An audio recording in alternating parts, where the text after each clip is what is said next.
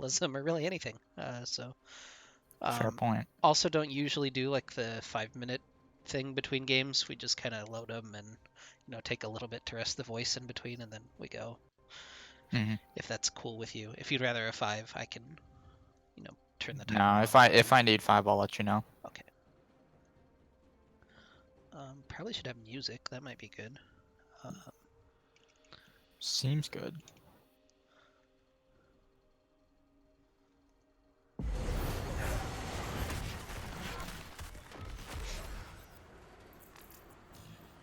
yeah, I don't know. College esports is kind of weird. It's taken off all of a sudden, and like schools around here have started doing like scholarship programs, like even University of Missouri and Fourth Shot. Shout out.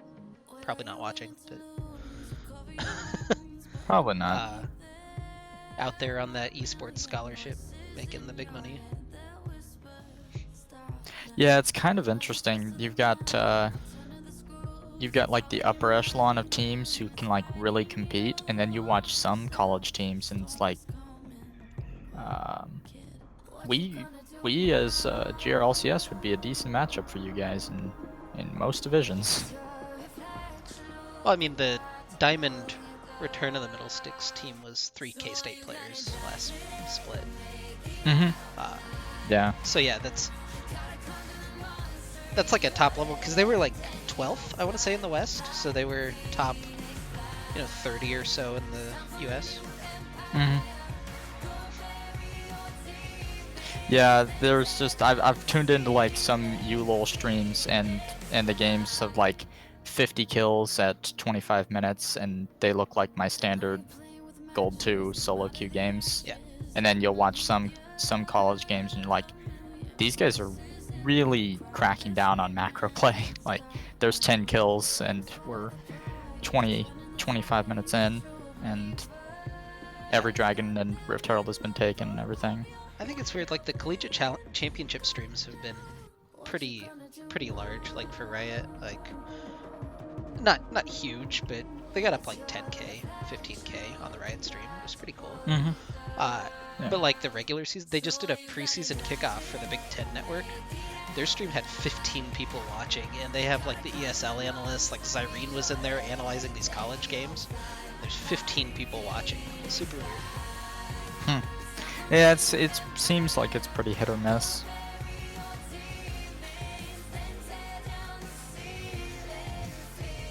Oh, I never started this timer that I said I was going to. Also, it says my encoder is overloaded, which might be true because I had a YouTube video. That's okay. There's no one here because we haven't done a stream announcement yet. I did earlier. No way, really? Oh yeah, you're right. Huh.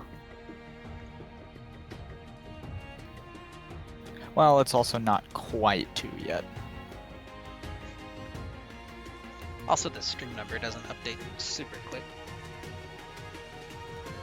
Yeah, I've noticed that.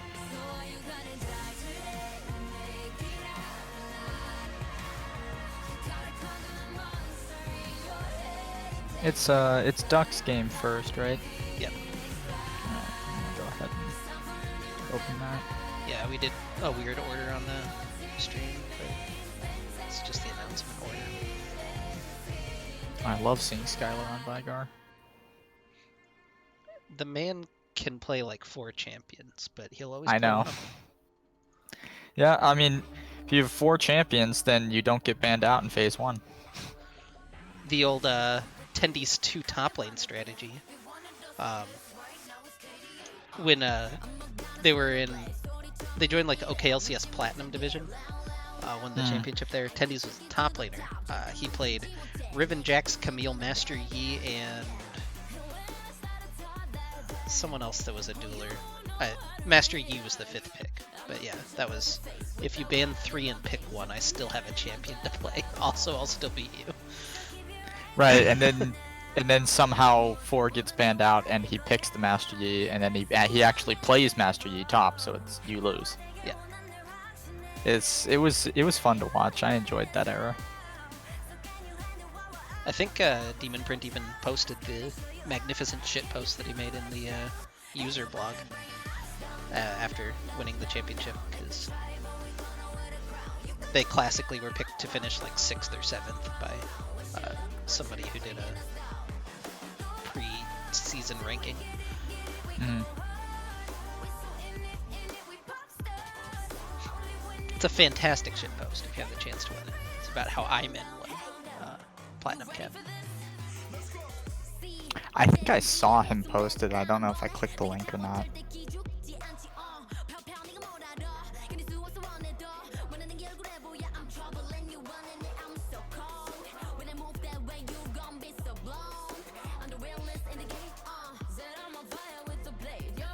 Is Riven, Camille, Fiora, Jax. I'm on it now. Fiora was the one I forgot. Yeah, and then Master Yi was the 5th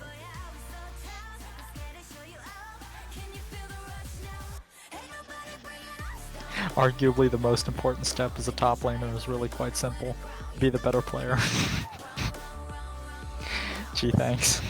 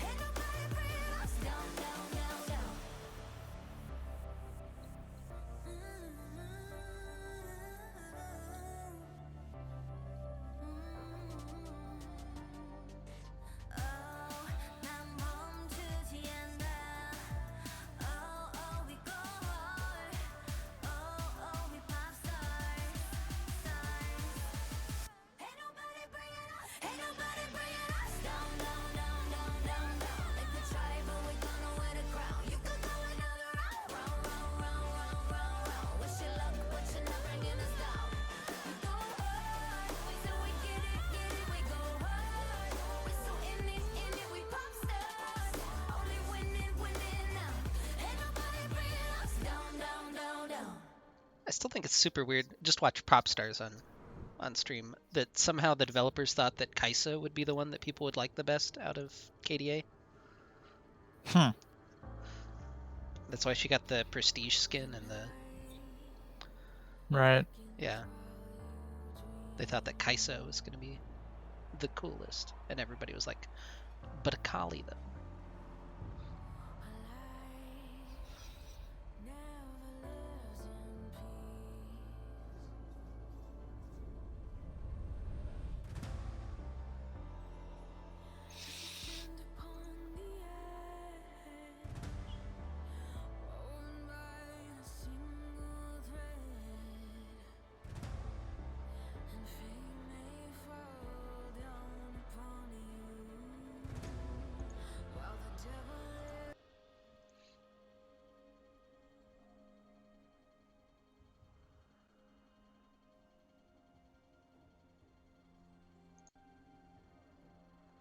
Oh yeah, I forgot about that. Okay.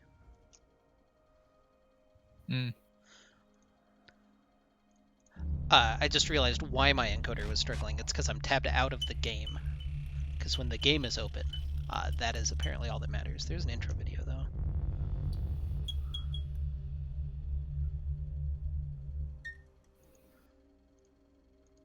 All right, so welcome. We're gonna give it a little bit of cooldown time to get reset. Sorry about the encoder overloaded. I'll try to pay more attention to it. But yeah, my computer's not quite. It's like good enough to do most of the things I want it to do, but not all at once. So apologies there. But welcome to Gold Capped Week 10. My name is Meristematic, your 7th favorite admin as voted by the fans. With me is Neo Legion Commander. I had a third name, but I forgot it already. Anyway, Legion, hello. How's it going, man? I'm good with either of the two first names. I believe it's Kled who has like the longest name in League of Legends. Yeah. Goes like through 6 or 7 different rankings he's achieved or something that are all made up in his head. I have no such delusions. A little unfortunate. Makes you a worse analyst as a result, but True, fair we'll point. allow it. Anyway, we're here for our first game of the day, which is going to be Big Fat Int trying to secure their first win of the season, taking on the Mighty Ducks. If you're ready, I'm at 0, and we can play it. Mm-hmm. Okay, 3, 2, 1, go. So spawning in on the blue side of the rift, wearing the blue health bars for this game, is going to be Big Fat Int. In the top lane, Imp Beepots, playing Kaisa. In the jungle will be Villananners on Rek'Sai, Jay Werewolf in the mid lane playing Galio, and in the bot lane, Itumbo and Mixon playing Jin and Karma. Yep, and over on the red side, we've got the Mighty Ducks. You've got Dillinger in the top lane on Alawi, Scrambles in the jungle on Zac, Eggplant's out in the mid lane on Vigar. Mixon Oh, I in think we've trouble, got a an bit of an flash invade. stun from Goosey. This is Notoriously aggressive, but will end up being 2 summoners for 1. yeah, my Dirty Audacity and Goosey in the bot lane on Ashe and Leona. My game is jumping just a bit, so I apologize there. I don't know what's going on.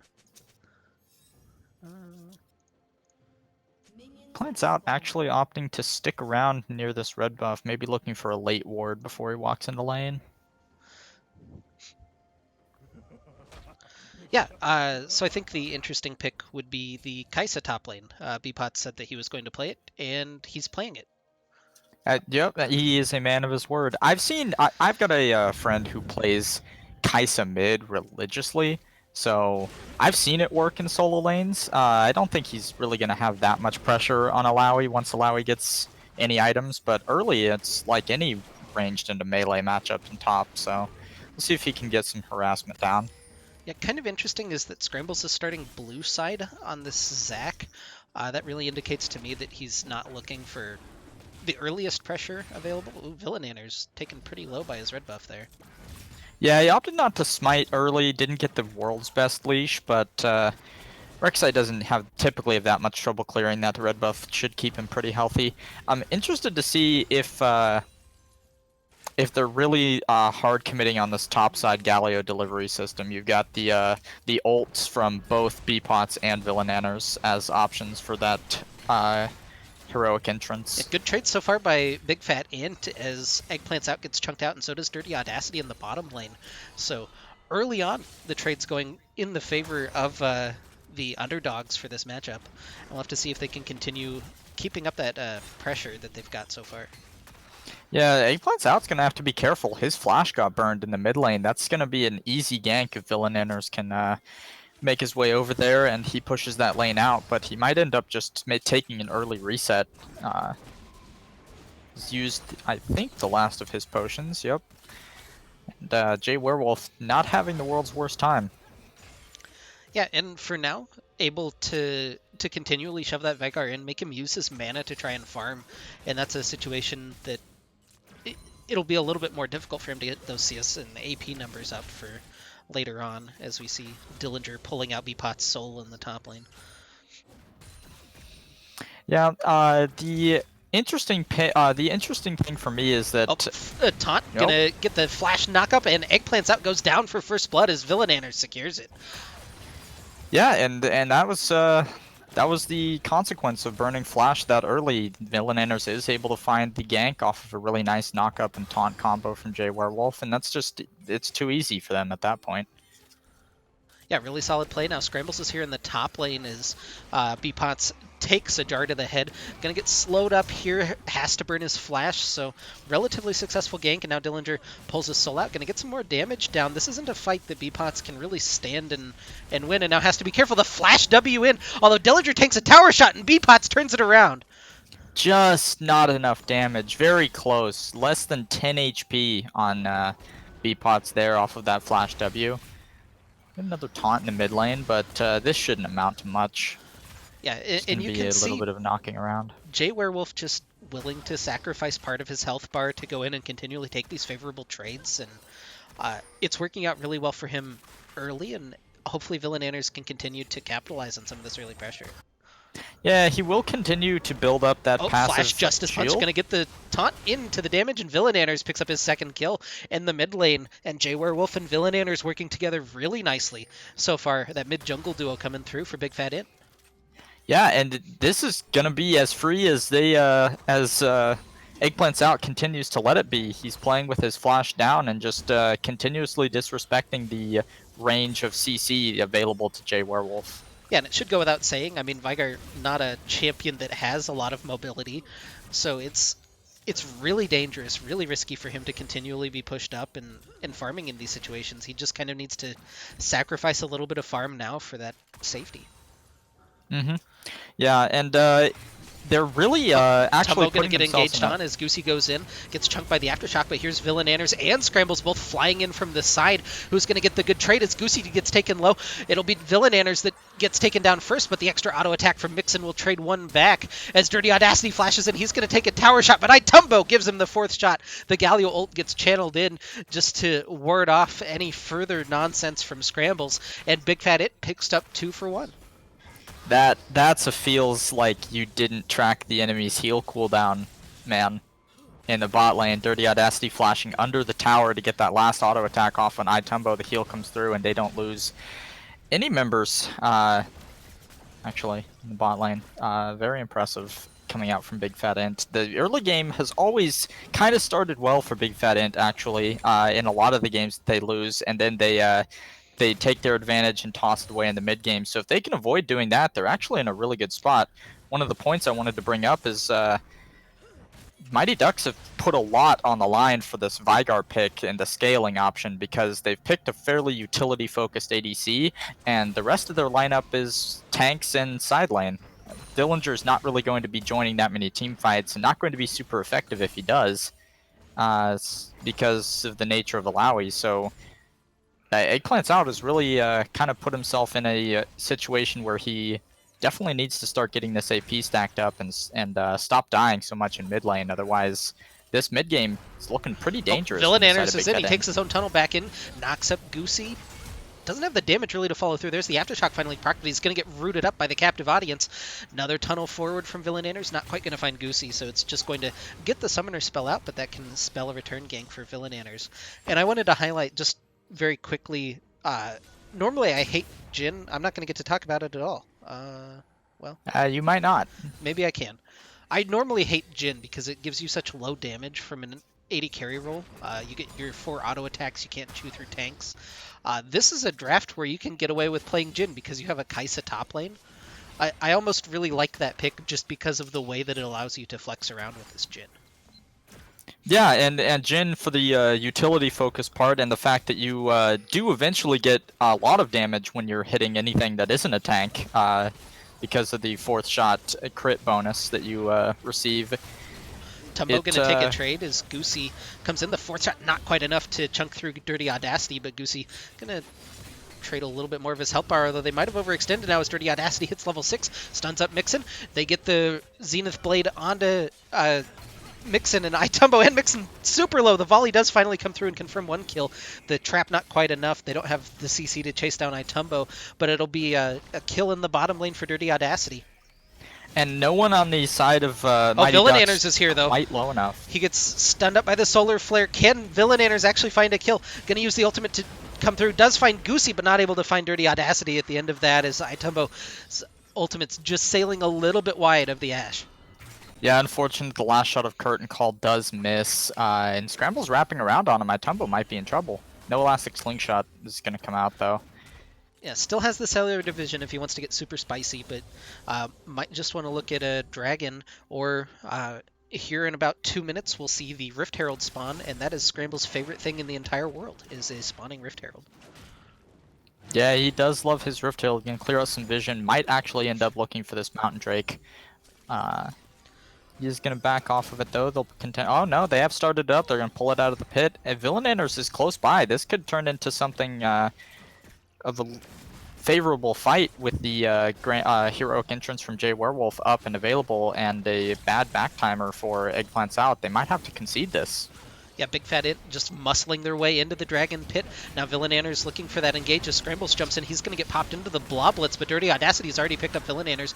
Taunt comes through, but here comes Eggplants Out from the side. He'll get Mixon on that one, and Scrambles able to res the flash forward. Jay Werewolf not quite chunked through with the ultimate. Itumbo flashes in for 1 kill, but he'll get stunned up and taken down. It's a double kill for Eggplants Out. I did want to point out it's the stream. Yeah, it's me. I am hosting the stream, which is why it's a little bit choppy. I'll take the encoder down a little bit after this game, so we'll take the stream off. I'll announce it, but yeah, we'll try to fix it. We'll go around it. It's not the Missouri internet. I have Google Fiber. It's my computer. It's currently trying not to commit ritual suicide. Yeah, but what looked like a favorable fight there for Big Fat End actually turns heavily in the favor of the Mighty Ducks as the cellular division definitely just stops all of their plans. Zach able to pop back up on the end of that one. They don't pick up the kill till Itumbo has to flash aggressively for it. Or actually, he didn't end up flashing. He just walked forward into 4 people. Brave soul. Yeah, he just walked up and autoed. It was Did he just walk up slowly? Props to you if the people in chat get that reference. It gets fairly universal to a certain extent, but the Rift Herald has spawned. No dragon on the map. Most of the focus will be around that objective, both junglers on the top side. They have actually swapped Dirty Audacity and Goosey up into the top lane. Yeah, and that's just the classic. The dragon's down. There's nothing left to fight for on that bottom side. Let's swap up there, and Scrambles is going to jump on that Rift Herald in 11 minutes, as the script probably indicates for them. Definitely. They've shoved in the top lane wave, and they're putting pressure on this bottom tower, but not quite enough. I don't think they're going to really get that much off of it in trade for this objective. Villananor's going to be a little late to the party if he does check this. Yeah, he's found Goosey trying to collapse in mid lane, and Jay Werewolf and Villanator is going to try to stun up Goosey. He does get the Aftershock proc, but late with that Solar Flare. Now they're going to try to... Oh, they can't quite finish him off, and Villanator's get trapped in the cage. He'll get taken down. B-Pots flies in with the Killer Instinct, trying to tunk down Dirty Audacity, but he doesn't have the damage yet. Just sitting on that Manamune, and now Jay Werewolf forced to run for the hills. Gets the taunt up, Eggplant's out, throws him into the baby cage. No stun, doesn't land the W, but then he does walk into the wall. He'll get hit by the Elastic Slingshot, and they will secure the kill with the Vigar ultimate. Yeah, in a different world where B-Pots has one more item, it's a little bit later into the game. Goosey actually ends up dying there. That could have been good for Big Fat Ant, but almost everything in that fight went the way of Mighty Ducks, and they just feel like they extended a little bit too hard. Goosey's Aftershock and here comes Solar the curtain Flare. call. Dillinger doesn't have his happy feet on. He'll get taken down. Ooh. Shelly's here in mid lane, already crashed through 2 towers into the 3rd one, and Ducks have broken the game wide open. Shelly actually knocks Villananners back into the stun, and that'll be another kill coming through for Mighty Ducks as they continue their push. The inhibitor turret at 12.5 minutes, or 12:50, excuse me. 0.5 is usually a half. They're going to jump on. Jay Werewolf gets a little bit tanky with that Aftershock, but it's not quite enough. B-Pots will go down to the Rangers' focus of Ash, and Mighty Ducks not stopping here. Here comes the Enchanted Crystal Arrow into the Solar Flare. A double kill for Dirty Audacity, but he takes a tower shot. That was a little bit of extra range. The tower didn't like him there. Dillinger teleports in to try to save a minion, but they're not going to be able to get that inhibitor turret just yet. And you know, 4 minutes ago, this game looked fairly even. Now we've got a 4.5k gold lead, some damage on an inhibitor tower, and it feels like Mighty Ducks are just kind of doing whatever they want. Yeah, and that was just the one fight in mid lane. They tunneled really hard on trying to kill off Goosey, but they didn't have the numbers advantage because Itumbo and Mixon were still in bottom lane. They did trade back the 1 kill on the bottom side, but it's not... it's for the cost of like 4 or 5 kills, a Rift Herald, 2 towers, like the kitchen sink. Just not worth it in that situation for Big Fat Inn. Yeah, and because Jay Werewolf was involved in the initial engage on Goosey, I don't know if his grand entrance or his heroic entrance was down, or that he just didn't get the opportunity to use it because he was so already inside the fight. But that's a huge team fight ability that they just didn't get to pop.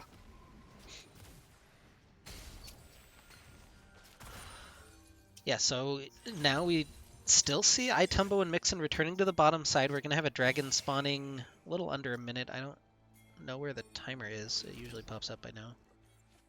Maybe it's disabled right now. Can't really track these spectator bugs all the time.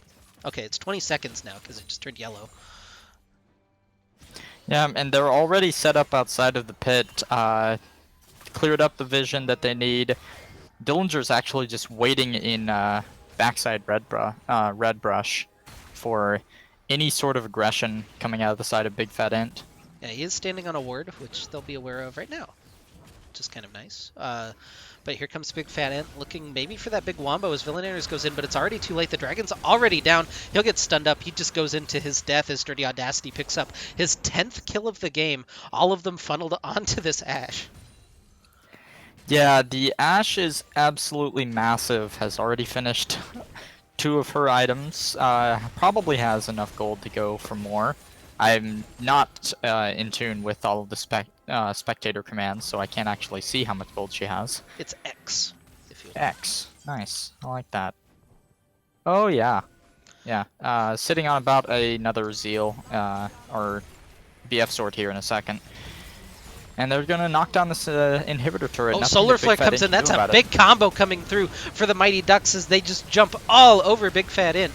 Dillinger's taken down Itumbo, and Villananners will be the next to fall. Beepot's the last one alive as he gets slowly auto-attacked down by Dirty Audacity. Is the tower going to be enough to trade this? Beepots does pick him up, but at the cost of his inhibitor and probably the game. Although the death timers aren't super long right now. Mighty Ducks Death can't Timers are not overstay. particularly long, no. They might get a Nexus Tower or two if they choose to go for it, but yeah, we've got Maxine coming up now, everybody else on less than 10 seconds.